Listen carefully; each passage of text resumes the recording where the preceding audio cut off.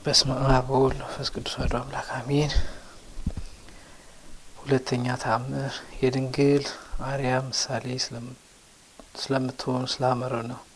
ልመናዋ ክብሯ በእኛ ለዘላለም በእውነት ይደርብንና አምላክን የወለደች በድንጋይ ላይ ሥጋ በድንጋይ ላይ ነፍስ የጸናች ክብርት እመቤታችንን ያደረገችው ተአምር ይህ ነው። ወንድሞቼ ሆይ ስሙ።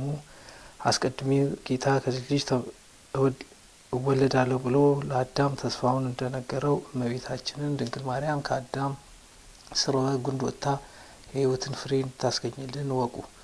እነሆ አሁንም በብዙ አምሳል እየተነገረች መጥታ ኖኅን በማየ ዓይን ጊዜ በመርከብ ተመስላ ከማየ ዓይን ወይም ከጥፋት ውሃ መስጠም እንዳዳነችው መልካሙን ዜና እነግራችኋለን። እግዚአብሔር አምላክ የአዳም ልጆች ክፋት በምድር ላይ እንደበዛና የልባቸውን ሀሳብ ምኞት ሁልጊዜ ተንኮልና ክፋት እንደሆነ አየ።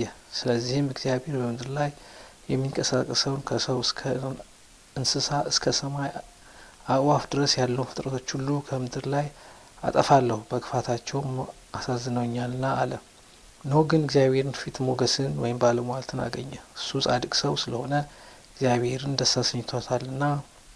እግዚአብሔር አምላክም ኖኅን ከማይዘባና ክብደት ከሌለው እንጨት መርከብን ስራ፣ በመርከቢቱም ውስጥ ክፍል አበጅለት። መርከቢቷንም በውጭ በውስጥ ዘይት ወይም ቅጥራን ሰም ቀባት። እነሆ እኔ ከሰማይ በታች በምድር በላይ የሕይወት እስትንፋስ ያለው ፍጥረት ሁሉ ለማጥፋት የጥፋትን ውሃ አመጣለሁና አለው። ኖኅም ለመርከብ ስራ የሚያስፈልገውን እንጨት መላእክት እያቀረቡለት መንፈስ ቅዱስ በገለጸለት ጥበብ እግዚአብሔር እንዳዘዘው መርከቢቱን ሰራ። የእግዚአብሔር መንፈስ በሱ ላይ አድሮበታልና። ከዚህ በኋላ እግዚአብሔር አምላክ አንተ ራስህ ቤተሰቦችን ሁሉ ይዘህ ከሚበሉ ወይም ንጹሕ ከሆኑ እንስሳት ወንድና ሴት ሰባት ከማይበሉ ወይም ንጹሐን ካልሆኑ እንስሳት ወንድና ሴት ሁለት ይዘህ ወደ መርከቢቱ ግባ አለው። ከሰማይ አዕዋፍም ደግሞ በምድር ላይ ለዘር ይተርፉ ዘንድ ንጹሐን ከሆኑ ወይም ከሚበሉ ወንድና ሴት ሰባት ከማይበሉ ወይም ንጹሐን ካልሆኑ አጽዋት ሁለት ወንድና ሴት ወደ መርከቡ ይዘህ ግባ።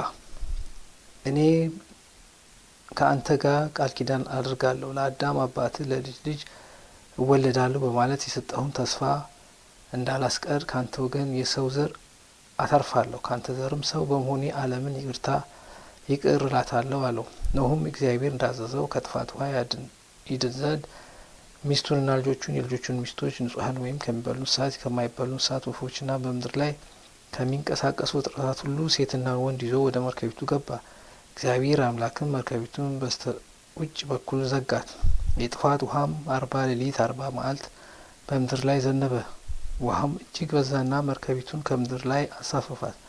በምድር ላይ ያለ ሰው ሁሉ የሚንቀሳቀሰውም ወይም እንስሳውም ተደመሰሰ፣ ጠፋም። በዚህ ጊዜ እግዚአብሔር ኖኅን በመርከብ ከእርሱ ጋር የነበሩትን አራዊትን እንስሳን ሁሉ አሰበና በምድር ላይ ነፋስን አነፈሰ። ውሃም ጎደለ፣ የወንዝ ምንጮችም የሰማይ መስኮቶች ሁሉ ተዘጉ። ዝናቡም ከሰማይ መዝነቡን አቆመ። እግዚአብሔር አምላክም ለኖኅ ሚስትህንና ልጆችን ካንተም ጋር በመርከቡ ውስጥ ያሉትን ሁሉ ከመርከቡ ውስጥ ይዛቸው ውጣ፣ በምድር ላይም ብዙ ተባዙ፣ ውለዱ፣ ተዋለዱ፣ ምድርም በዘራዎቹ ሙላት ሲል ባረካቸው።